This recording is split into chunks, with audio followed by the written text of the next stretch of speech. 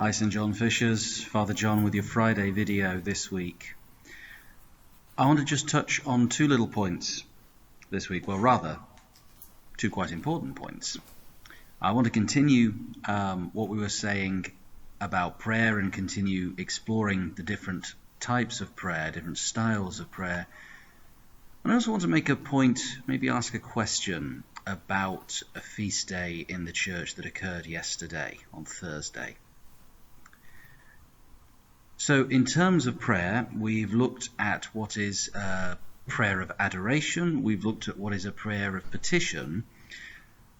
This week I'd like to look at what is a third type of prayer, and that is a prayer of intercession.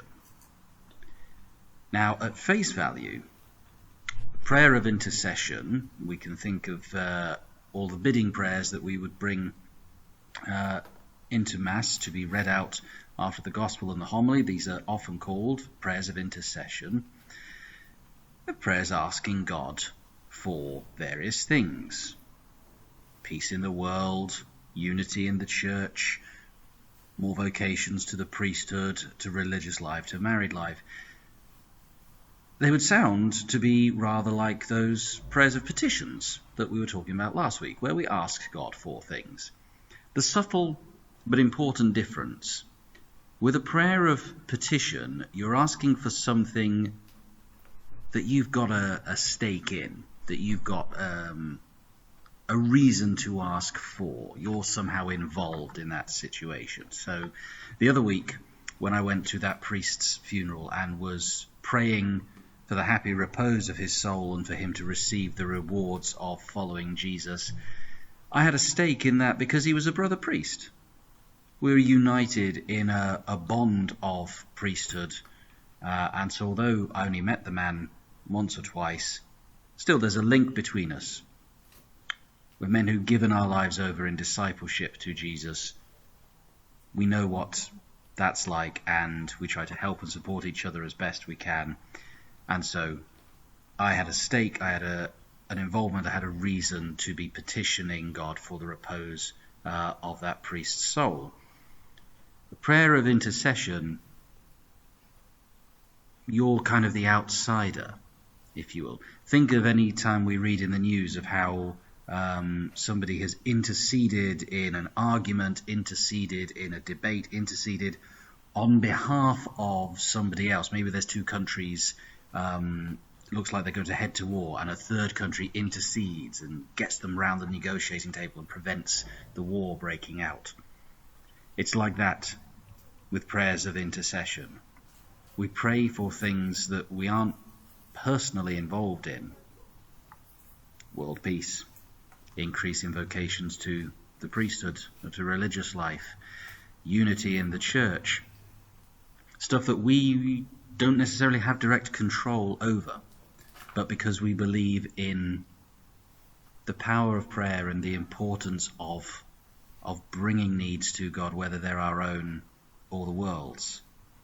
That's why we make a prayer of intercession, and hopefully that unpacks that subtle but important difference between a prayer of intercession and a prayer of petition. Yesterday we celebrated the feast of the conversion of St. Paul. We've all heard the story of how Paul, in the days not long after Jesus had ascended back to heaven, was a great persecutor of the church. This is when he was known as Saul, and how he had lots of Christians put to death for their faith. But then he himself had an encounter between himself and Jesus. He had a vision of Jesus asking him why he was persecuting the church, and he turned his life around and became a great preacher, a great evangelist, someone who brought many more people to the church than he had killed. Have we perhaps forgotten in our world how influential conversion can be? I mean, how often do we read in the newspapers or online of somebody's career, politics, or things like that being destroyed because of something stupid they might have said or done in their past, making no allowance for the fact they might have changed their mind, they might have been converted. some of the priests who've had the most influence on my journey so far weren't born as Catholics. A lot of the priests who've been really influential on me started as Anglican priests and converted to the Catholic Church when they were grown men. And it lends an extra credibility, I think, to them, because they haven't been brought up in it, but they've chosen as outsiders to come in. Is there space in our hearts for conversion? Can we be convinced by people perhaps to change our minds, whether that's about our political opinions or, more importantly, our religious opinions? Are we at least open to the possibility of conversion? Maybe be pondering that as we head into the weekend. See you at Mass on Sunday. God bless.